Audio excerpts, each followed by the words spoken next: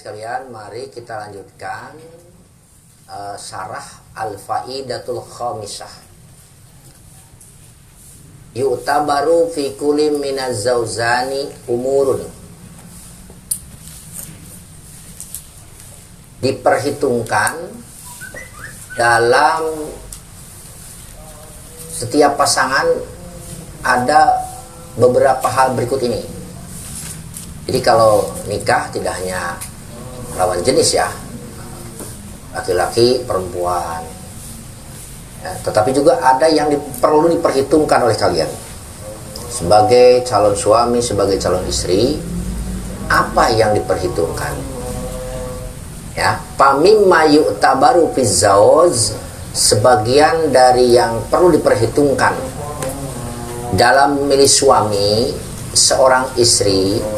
Jadi ayyakuna kuf'an laha, suami itu harus sekupu dengan istri, sepadan ya. Misalnya hamba sahaya tidak boleh menikah dengan merdeka, istrinya perempuannya merdeka, maka tidak sekupu dengan hamba sahaya ya.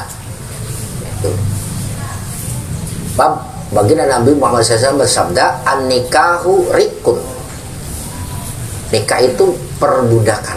Fal yanjur ahadukum aina yad'u karimatahu, hendaklah salah seorang kalian melihat aina yad'u karimatahu, di mana meletakkan akan wanita yang dimuliakannya, artinya anaknya. Paling jauh juga. Nah, janganlah seorang daripada kalian menikahkan anaknya, putrinya, illa mimman kana lahu kuf'an laha, kecuali dengan seorang suami yang sekufu ya dengannya. Sekufu itu mumasilan atau muqariban, sama. Kalau mahasiswa dengan mahasiswi, santriwan dengan santriwati, itu sekufu ya, penting. Nah, sekarang apa? Wal mu'tabaru fil kafah indal a'imah. Nah, yang menjadi perhitungan di dalam sifat kesepadanan adalah ad-dinu, agama. Tuh, agamanya sama. Maka tadi kemudian bilang santri dengan santri itu suka sekufu, sama-sama sudah wisuda, itu sekufu tuh. Tapi kalau belum, sama-sama belum, itu sekufu. Itu sekufu. Jadi kalau wanitanya, santri putrinya sudah diwisuda, nah suaminya, kalau suaminya baru jilid 1, jangan, itu nggak sekufu. Nggak sekufu itu ya. Jilid 2 itu nggak sekufu itu ya. Kalau perempuannya sudah bisa baca Fathul Muin, nah kalau suaminya, calon suaminya belum bisa, itu nggak sekufu, walaupun sama santri ya. Intermezzo aja, itu sebenarnya sekufu lah. Wan nasab, nasab itu sekufu. Nasab ini turunan siapa, ini penting. Makanya di kiai-kiai Jawa Tengah, Jawa Timur itu begitu, pasangan dengan anak kiai anu, anak kiai. Watamamul khilqah, sempurna akhlaknya, sempurna ciptaannya, jadi sama-sama normal lah, itu sekufu. Ya kalau suaminya ya laki-lakinya tidak normal, misalnya punten ya, matanya nggak ada satu gitu, nah itu nggak sekufu itu. Ya telinganya cuma sepotong gitu, itu nggak sekufu. Wal yasar, nah yasar juga sama ya, dalam segi kekayaan. Jadi sama-sama, misalnya pendapatannya si calon suami, calon istri sama ya, sekufu itu. Wal khirpatul jalilah, nah pekerjaan yang mulia. Kerjaannya apa? Banyak kerjanya di bank. Kerjanya apa? Jualan cilok, sama-sama jualan cilok, itu sekufu itu ya. Kemudian wayan bagi lahu ayyan wiya bitajuja, perlu sekali bagi suami, perlu apa? Berniat ketika menikah itu itba'as sunnah, ikutin sunnah Nabi.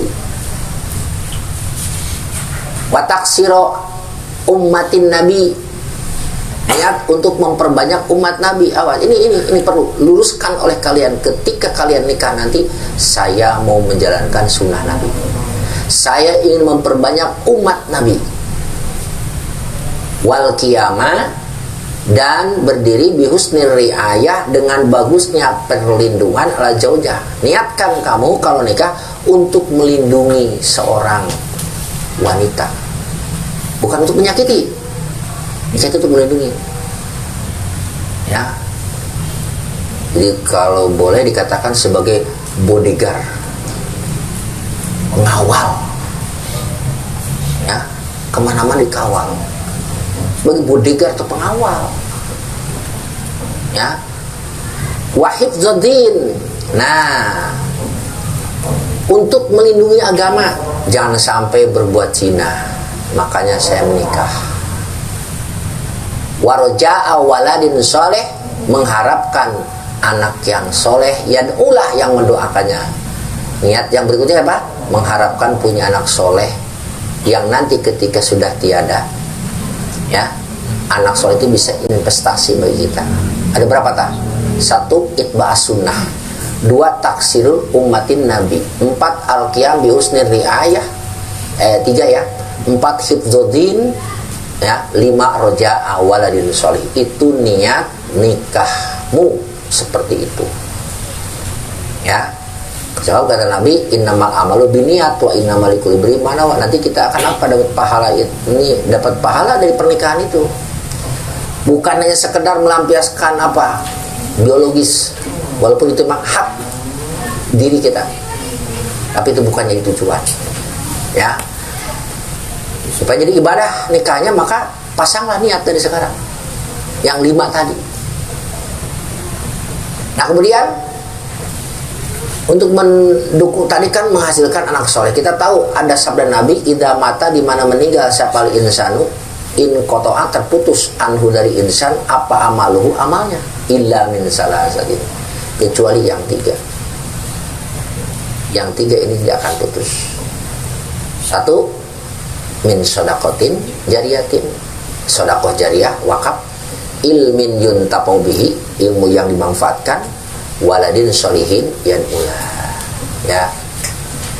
Nah, berikutnya, wa mimma yu'tabaru fi zaujah, dari sebagian yang diperhitungkan, harus menjadi perhitungan kalian, harus menjadi pertimbangan kalian, ya, untuk menikahi wanita. Sebaiknya wanita itu khaliyatan min mawani nikah, wanita yang kosong dari penghalang-penghalang nikah, ya, dari penghalang nikah. Berarti bukan mahram, gitu ya. Wa minaz zauji, dia juga sudah lagi berstatus suami orang, jadi sudah habis masa idahnya. Taruhlah pertama kita lihat, oh dia perawan, bagus itu, nikah dengan perawan. Oh dia janda, nah jandanya sudah habis iddah atau belum? Oh sudah habis iddah, bahkan setahun yang lalu, ya. Apalagi kalau ditinggal wafat oleh suami. Nah, ketika ditinggal wafat oleh suami, 130 hari tidak boleh menikah dulu dengan yang lain. Terus wa antakuna, dan terbukti itu perempuan arifatan tahu bima intawat, mencakup aliasma apa syahadatani, 2 kalimat syahadat. Jadi nikahlah dengan wanita yang tahu kandungan 2 kalimat syahadat, berarti ngaji tauhid, pernah ngaji tijan, pernah ngaji Fathul Majid, apalagi Kifayatul Awam. Jadi ya, orang yang ma'rifat, orang yang tahu, wanita yang tahu. Jangan sampai bisa tanya siapa Tuhanmu, nggak tahu siapa ya, yang gituan nggak dinikah, ini itu dinikahi, jangan.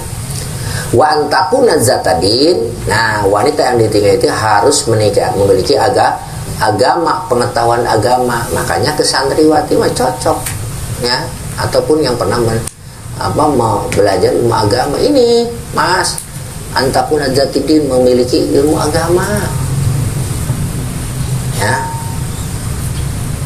Hanya Habib menyetujui kalian nikah dengan syahanu, karena itu memang perintahnya Zatuddin yang memiliki agama, ya, memiliki agama. Fadfar bidati din, tuh kata Nabi apa? tunkahul mar'atu limaliha, silakan kalian nikahi wanita karena hartanya, wa jamaliha karena kecantikannya, wa nasabiha karena silsilahnya, wa diniha dan karena agamanya. Tapi ingat dari yang 4 tadi, fa'alaika bijatid din, maka hendaklah engkau memilih orang yang beragama. Taribat yadaka, kalau tidak maka akan rusak, binasa. Taribat itu apa yadaka, kedua tanganmu, rugi ya. Man nakah, barang siapa yang menikahi almar'ata limaliha karena hartanya, wajamaliha karena kecantikannya, haramallahu, tuh Allah akan mengharamkan kepada orang tersebut malah hartanya, wajamalah. Jadi kalau menikah karena hartanya, karena kecantikannya, maka si laki-laki itu justru tidak akan mendapatkan harta dan kecantikannya ya. Tapi waman nakah didiniha, barang siapa yang menikah karena agamanya, rozaqo, memberikan rezeki kepada man, siapa Allah, malaha hartanya, wajamalaha dan kecantikannya. Kalau nikah karena agama nanti akan menjadi apa? Akan diberi harta ya, justru akan diberikan diberkahi hartanya. Dan wanita itu akan selalu cantik di hadapannya.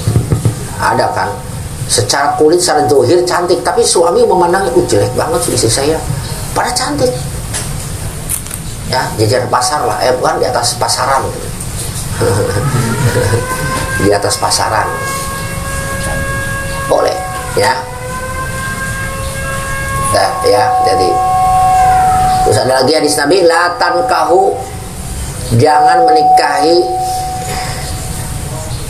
atau latun kau tidak nikahi siapa almar'atu li jamaliha karena kecantikannya. Pala'ala jamalah, bisa jadi apa jamalah kecantikannya, yurdiha, menghinakannya, wala limaliha, jangan karena hartanya. Fala'ala, bisa jadi malaha, hartanya, yutghiha ya, membuat dia apa, melampaui batas. Jadi jangan karena itu ya. Dan kami kemudian wa antakuna, hendaklah seorang laki-laki mencari istri yang thayyibatal akhlak, bagus akhlaknya. Dikaulihi, karena ucapan baginda Nabi Muhammad SAW, ista'idu, minta tolonglah billah, minta perlindunganlah kepada Allah, minal munaffirat, dari orang-orang, dari perempuan-perempuan yang melarikan. Nanti ditanya, kila wamal munafirat, dikatakan siapa itu munafirat ya Rasulullah? Siapa munafirat itu ya Rasulullah? Qala al-imamul jair, pemimpin yang zolim, ya huju, mengambil itu imam, minka, darimu, al-haqqo, akan hak, wayamna'u, mencegah itu imam ka kepada al-haqqo, hak. Satu, al-imamul jair, pemimpin yang zolim.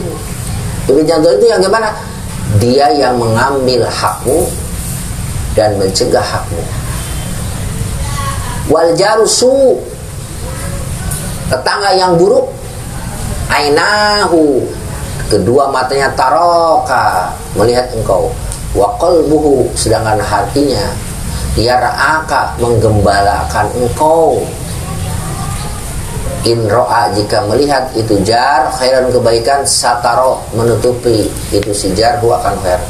Wa in syaron adharo, memperlihatkan itu si jar, hu akan syaron. Wal mar'atu su, dan yang ketiga perempuan yang buruk, tusayyibu qoblal masib, tusayyibu, menjadi tua, qoblal masib, sebelum waktunya. Awas nih. Jadi kata Nabi, hindari,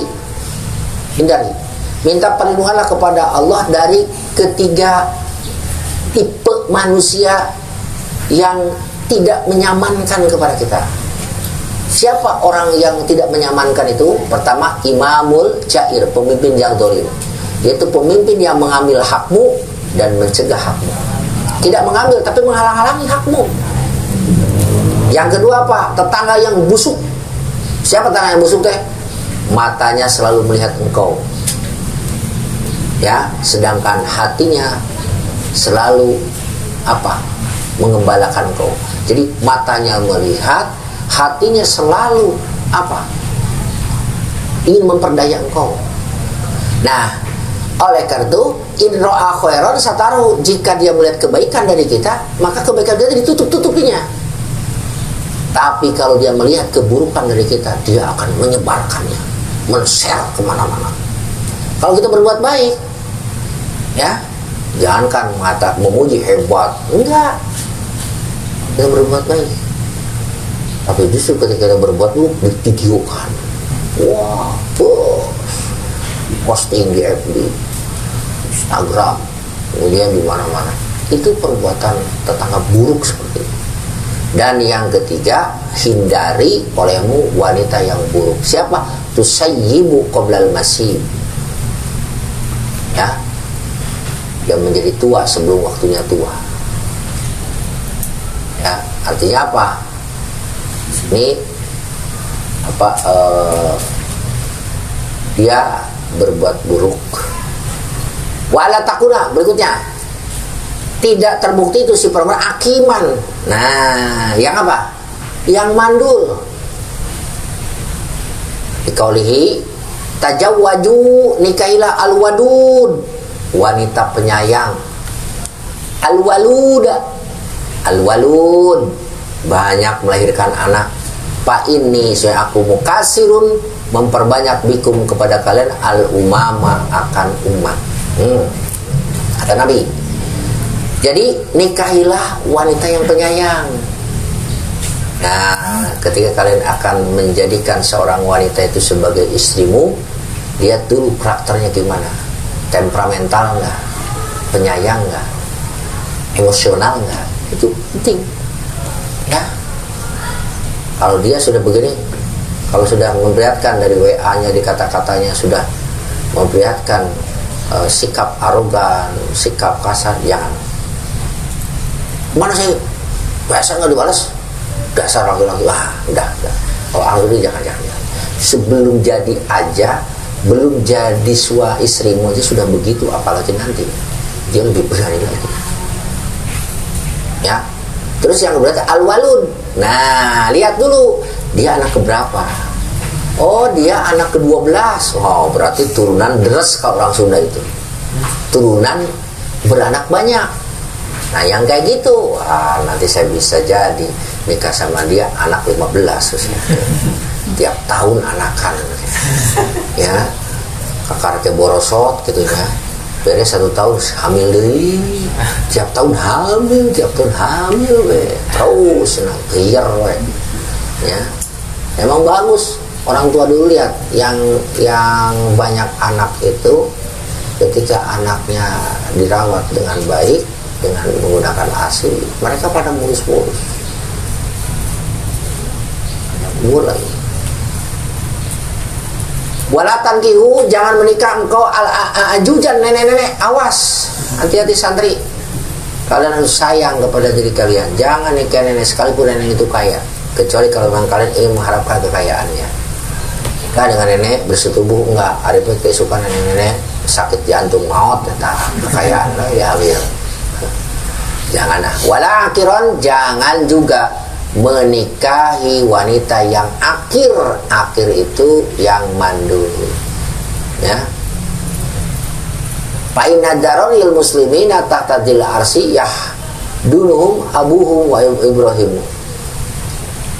Sesungguhnya orang-orang muslim yang punya keturunan tahtadil arsi, bawah bayang-bayang aras, yahdunhum, merawat kepadanya siapa abu bapaknya Ibrahim Khalilullah, yastaghfiruna, mohon ampunan di abaihim, untuk bapak mereka. Tuh gitu ya. Jadi cari seorang perempuan yang berketurunan, ya, jadi anak yang banyak. Oh, dia anak ke-5, anak ke-12, anak ke-20, bagus itu. Nantinya dia juga bakal kemungkinan besar punya anak banyak. Kemudian wa antakuna, nah, hendaklah menikahi wahai santri bikron, perawan. Ya, sebab ada Nabi, alaikum bil abkar, hendaklah kalian menikahi perawan. fa innahu nasunya itu agar akdabu lebih wangi apanya afwahan bau mulutnya, wa antaku arhaman lebih mengasihi, wa ahsanu akhlaqan lebih baik akhlaknya. Iya nikah hikmah nikah dengan apa? Perawan. Ya, jangan nikah dengan apa? Dengan janda. Mas kasihan. Mas tuh disunat tuh sakit. Ya, upahnya adalah kalau sekarang disunat digunting pakai besi, kalau nanti nikah dengan perawan diguntingnya pakai daging. Upah disunatan. Upah disunat apa? Nikah dengan perawan. Perawan tuh. Masa sih nikah? Bukan berarti menafikan menjelek-jelekan janda, bukan. Nabi menganjurkan kepada kita nikah dengan apa? Dengan perawan. Wah, Nabi sudah nikah dengan janda, Khadijah. Karena Nabi nikah lagi dengan perawan namanya Aisyah. Itu. Dan juga punya misi tertentu nikah dengan siapa? Dengan janda itu. Pertama, Khadijah itu kalau mau nikah dengan janda, ya usianya lebih tua. Tuh lihat, usia lebih tua, kaya raya. Ya, nanti meninggal dunia, dapat warisan. Kalau mengacu kepada Nabi, memang Nabi nikah dengan Khadijah usia 40 tahun, Nabi usia 25 tahun, kaya raya lagi, tapi solehnya minta ampun, seluruh kekayaannya diberikan untuk perjuangan Islam. Nah begitu harusnya kalau mau nikahi janda yang karena itu, misalnya saya bikin pesantren tapi gak punya modal, itu kemudian ada janda tuh kaya raya. Mas udah nikah belum? Mau nggak dengan ibu nikah? Ibu dengan saya nikah? Ya, punya apa ini? Pak punya apa? Saya punya ini. Mau nggak nanti tanahnya itu dipakai pesantren? Emang itu yang kuinginkan. Terus gimana? Membangunnya? Siap. Saya ada material, ada pom bensin, tahu gitu. Udah menikah janda, tinggal di panti asuhan. Repot lagi, ya. Nah, wantakuna. Nah, berikutnya adalah menikahi wanita yang ajnabiyah. Ajnabi itu apa? Tidak ada pertalian saudara sama sekali. Walaupun boleh ya nikah dengan saudara sepupu, tapi itu kurang baik. Nikah dengan saudara sepupu teh. Makanya Nabi bersabda, "Antam la tankihul qarabatal qaribah." Jangan menikahi kerabat yang dekat. Fa innal walada, sesungguhnya anak nanti yukhlaqu ciptakan walad dowian, ya. Dowian itu apa? Nahipan. Apa nahipan artinya? Ya, kurus. Kita anak nanti begang, kerma kurus, lehoan bae, ngacai bae, belekan. Itu nahipan itu. Yang disebut dowian ya. Mama, ya, ayo mencret wae udah teh, terus hidungnya meler, terus dahdiran terus cileuhan deui. Eta budak kriwit.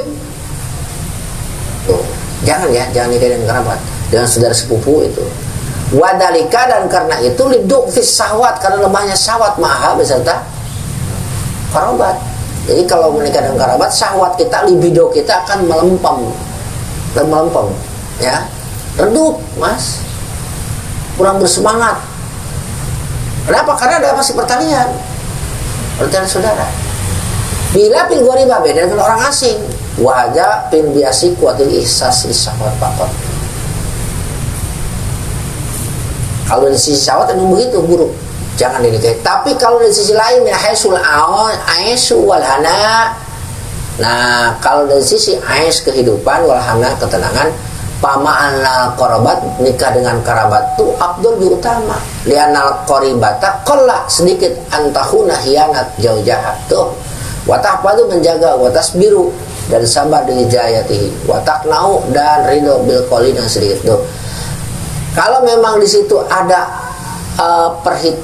perhitungan lain, yaitu apa? Ais. Saya kalau nikah dengan dia nanti, ya, orang tua kita meninggal, warisan akan menjadi milik bersama. Jatuhnya kepada keluarga juga, nggak apa-apa. Kang, sekali teh kurang 3 tahun sini yang sujangnya.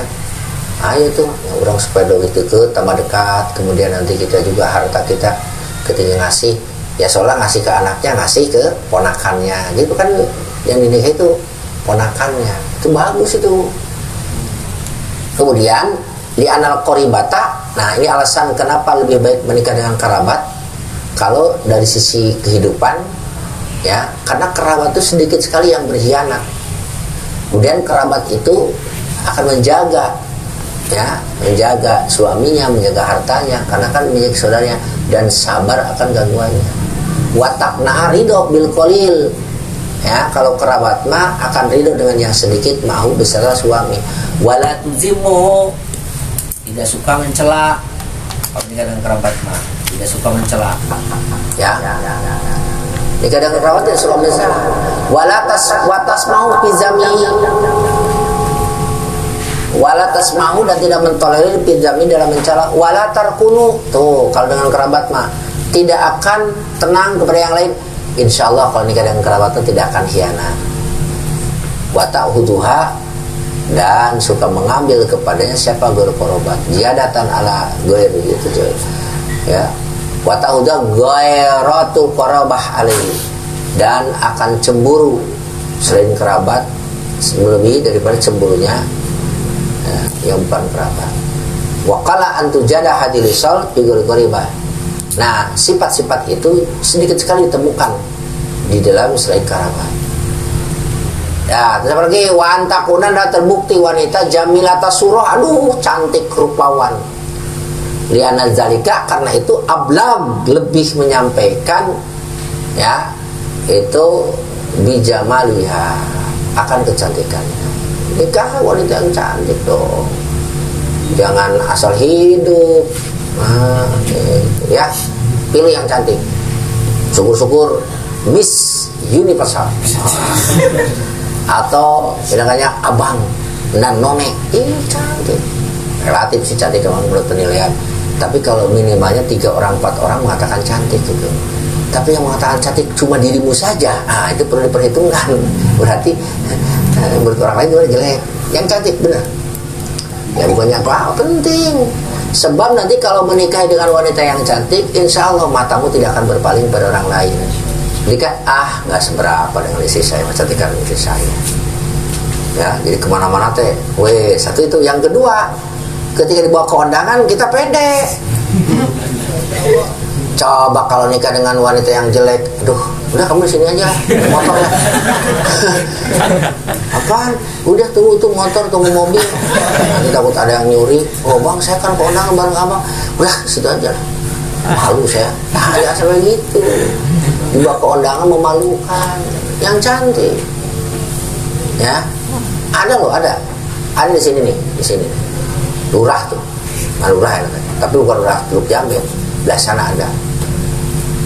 Dia nasib nikah dengan anak orang kaya, jelek.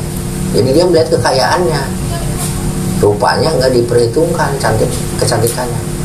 Itu ketika pergi ke tanah suci, istrinya tinggalin dia mulu. Jadi nggak tuh, di sini nggak di kamar sana tunggu, merakin sana. Jadi malu. Kalaupun bersama-sama, tawaf gitu, istrinya di mana dia tinggalin terus. Jadi nggak pede si suami itu.